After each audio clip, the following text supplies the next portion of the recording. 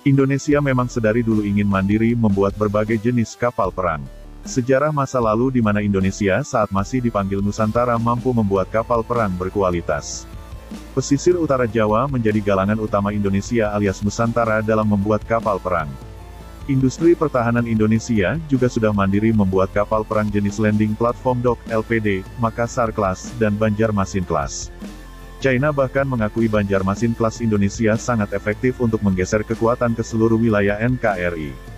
Kapal perang amfibi seberat 8.400 ton ini dapat mengangkut 40 kendaraan tempur infanteri dan maksimum 518 tentara dalam satu perjalanan, serta 5 helikopter esensial. Meskipun kinerja keseluruhan tidak luar biasa, sangat cocok untuk ukuran anggaran dan lingkungan operasi Angkatan Laut Indonesia.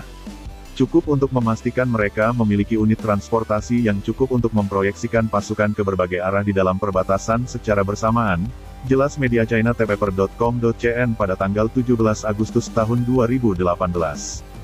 LPD Indonesia diakui top oleh China lantaran asli buatan dalam negeri, harga terjangkau namun kegunaannya amat banyak.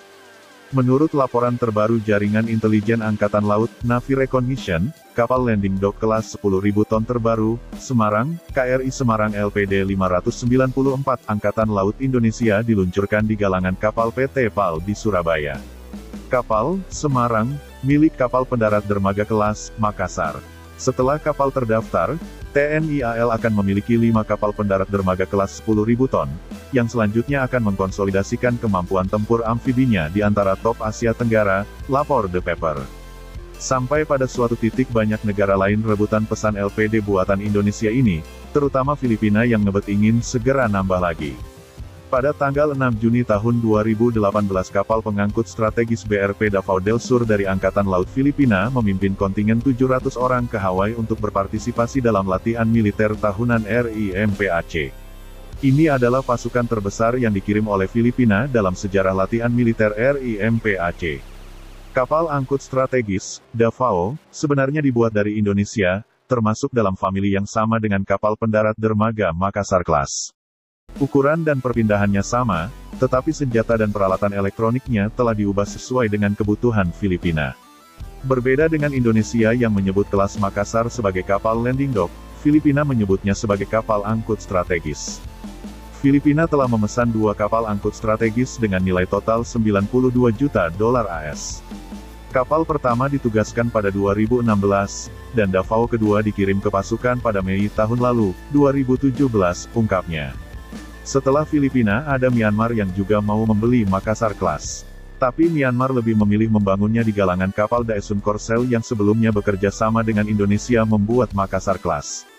Selain Filipina, negara-negara Asia Tenggara yang menggemari kapal pendarat dermaga kelas Makassar itu juga Myanmar.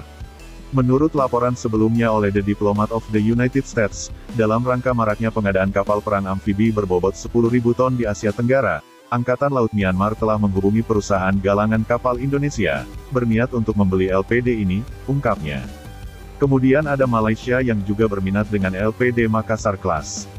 Tentu hal ini menjadi bukti bahwa kapal perang buatan Indonesia mumpuni.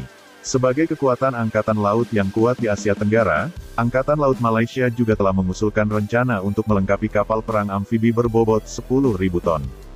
Dalam rencana modernisasi Angkatan Laut 15 ke-5, proyek Multipurpose General Purpose Support Ship (MPCSS) adalah bagian dari rencana ini. Proyek ini berencana untuk memperkenalkan 2 kapal perang amfibi multiguna dengan bobot 12,000 sampai 15,000 ton, jelasnya. China kebingungan kenapa kapal perang Indonesia jenis LPD Makassar Class bisa laris diminati negara lain, di mana salah satu sebabnya ialah harga yang terjangkau.